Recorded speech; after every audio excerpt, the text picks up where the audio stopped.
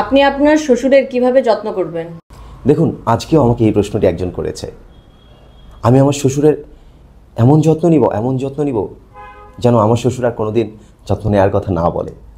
আমার আর আমার শ্বশুরের সম্পর্ক থাকবে ত্রিভুজের সন্নিহিত বাহুর মতো। আমরা একজন আরেকজনের পরিপূরক।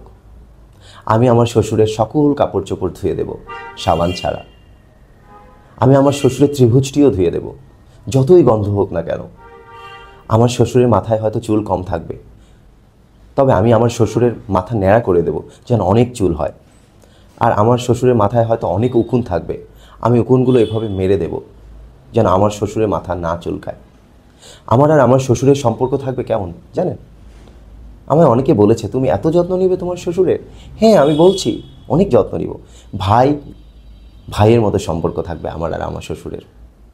আমার শ্বশুর আমাকে অনেক ভালোবাসবে, কিন্তু দূরে চলে গেলে আমাকে অনেক গালি দেবে, কারণ আমি কেন নেই তার পাশে। আবার অন্য কারণেও গালি দিতে পারে। আমার শ্বশুরকে আমি গর্বিত না করতে পারলেও যেন উনি প্রতিদিন গালি না দেয়, সেটার ব্যবস্থা করব। ছেলেরা আসলে কি চায়? দেখুন, অনেকে কমেন্ট করেছে যে ছেলেরা আসলে কি চায়। এরমভাবে তো বলতে পারছি না, তবে আমি তো ছেলে, আমি জানি আমরা কি চাই। আমি 100% আপনাকে নিশ্চয়তা দিয়ে বলতে পারি, আপনি জাস্ট একটা 10 টাকার একটা ডার্বি কিনে দেন ছেলেদের, ওদের আর কিচ্ছু চাই না। বিশ্বাস করুন, ওদের আর কিচ্ছু চাই না। একটা ডার্বি কিনে দেন, তাতেই তারা খুশি। আর বলুন, যাও আমাকে নিয়ে তোমার যে দুঃখ দুর্দশা আছে ডার্বির ধোয়ায় সব কিছু শেষ করে দিয়ে আসো। সে অনেক খুশি হবে, অনেক খুশি হবে। আপনাকে আলিঙ্গন করবে, আপনাকে বাহু ডোরে আগলে রাখবে। শুধু সারা জীবন ডার্বি কিনে দিবেন, আর কিছু লাগবে না? সবসময় ডার্বি দিতে হবে কেন? মাঝে মধ্যে আপনার পকেটে বেশি টাকা থাকবে, সেদিন আপনি একটা বেনসন দিবেন, সে আরও অনেক বেশি খুশি হবে। সে আপনাকে কোনোদিন ভুলবে না। একটা ছেলে কিন্তু খুবই সহজ সরল। এই মহাবিশ্বে, এই ব্রহ্মাণ্ডে যত প্রজাতি আছে, যত জাত আছে, ছেলের জাত, পুরুষের জাত সবচেয়ে নিরীহ, সবচেয়ে সহজ সরল। আপনাকে আমি হলফ করে বলতে পারি। মেয়েরা আপনাকে প্রপোজাল দেয় না? হ্যাঁ, এরম ঘটনা প্রতিনিয়তই হয়, আজকেই হয়েছে।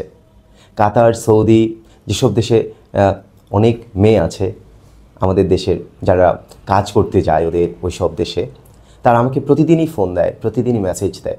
আজকেই একজন মেসেজ পাঠিয়েছে, সে আমাকে বিয়ে করতে চায়, সে আমাকে আপন করে নিতে চায়, কিন্তু আমাকে সে ভাইয়া বলে ডাকছে। আপনি আমাকে বিয়ে করবেন কিন্তু ভাইয়া বলে ডাকবেন কেন? আমাকে জামাই বলে ডাকবেন, বিয়েও করবেন, ভাইয়া বলে ডাকবেন, এভাবে তো হতে পারে না। প্রেম আসলে কি? দেখুন, আমার কাছে প্রেম মানে হলো কায়ার প্রতি মায়া নয়। প্রেম মানে মায়া নয়, মায়ের ইংরেজি প্রতিশব্দ ফ্যাসিনেশন, যেখানে আপনার স্পর্শের জন্য একজন অপেক্ষা করতেও পারে, আবার নাও করতে পারে। এটা নির্ভর করছে আপনাদের দুজনের মনের মিলনটা কেমন, আপনারা আসলে কি চান। ভালোবাসা বড্ড প্রাগৈতিহাসিক, বুঝলেন? সবাই ভালোবাসতে জানে না, সবাই আপন করে নিতে জানে না। আমি দেখেছি কতজন ভালোবাসার অতল গহ্বরে হারিয়ে গেছে, কিন্তু ছেলেরা জানে কিভাবে ভালোবাসতে হয়। ছেলেরা সবাইকে ভালোবাসতে জানে, কিন্তু মেয়েরা সবাইকে আপন করে নিতে জানে না। ভালোবাসা জিনিসটা খুবই জটিল, আবার খুবই সহজ আমাদের মতো ছেলেদের জন্য, যারা আমরা মেয়েদের বুঝি।